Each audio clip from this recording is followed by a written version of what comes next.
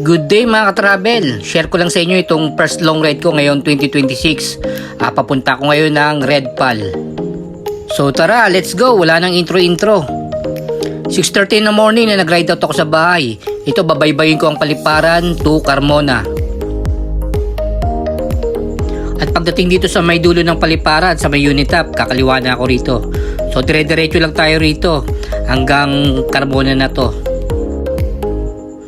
Ayan, anlilusong tayo rito guys. So mahababang lusong talaga to. Sa may right side, yan yung papuntang Gabilan. So diretso lang tayo kasi panubali tayo. At pagdating dito sa may overpass, kakanan na tayo rito. Dire-diretso na yan hanggang Tubali. So time check, 9 o'clock in the morning. Sa may right side ko, yan yung papuntang Cardiac. Sa may Silang. So diretso tayo guys. Guys, one way pala ron, hindi na pala pwede dumaan doon sa dati kong dinadaanan. So dito yata may daan dito, shortcut.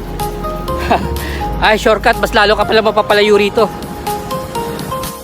So ayun nga, sinarado pala yung dating daan doon. So naghanap tayo ng ibang way. And finally, nakarating din naman tayo rito sa may Nuvali. So papunta na tayo ng Marcos Mansion neto. So dito marami rin tayong mga nakasalubong mga siklista, mga galing Tagaytay.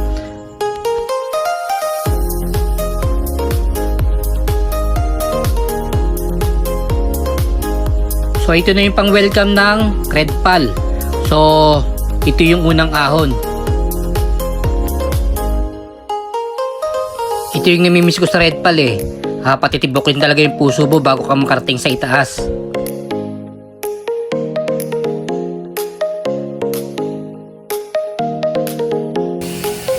Ay, salamat, nakapalik na dito sa Marcos Mansion. So pagdating dito, medyo nagpahinga muna tayo at nakipagkwentuhan din sa mga kapwa natin siklista rito. Yung iba rito galing palang Valenzuela. Siyempre, nag-stock na rin tayo rito para medyo may konting lakas sa pagpadyak. At sa mga hindi pa nakakapunta rito, ayan, bahagyang papakita ko sa inyo yung lugar. Ito yung old mansion ng mga Marcos guys, abandon. And actually, hindi ko rin alam yung history ng bahay, bakit inabandon yung mansion na yan. Anyway, balik padyak na tayo uli. At ayan nga, nandito na tayo sa tinatawag nilang Kambal Ahon. At after natin malampasan yung Kambal Ahon, syempre nakaramdam tayo ng uhaw dito.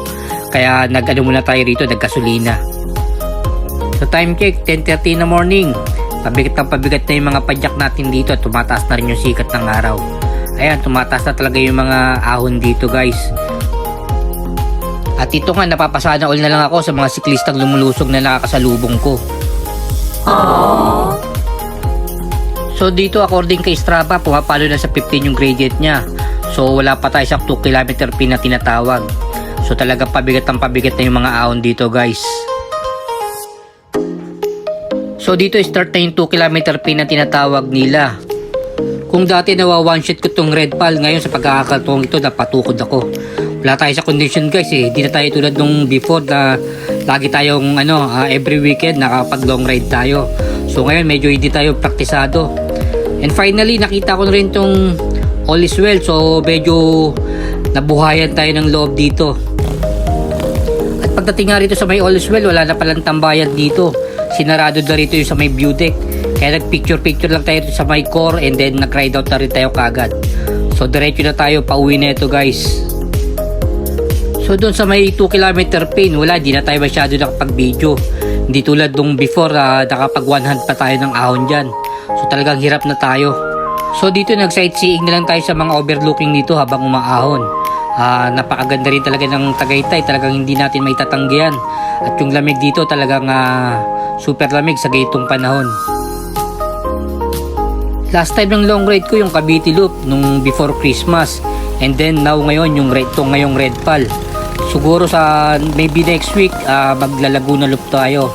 So unti-unti natin binabalik yung dati nating mga rides para bumalik na talaga yung dati rin natin lakas. So ayan, nandito na tayo sa may circle ng rotonda ng Tagaytay. Ito, pauwi na tayo, Aguinaldo Highway. So ride safe po sa ating lahat. Maraming salamat po.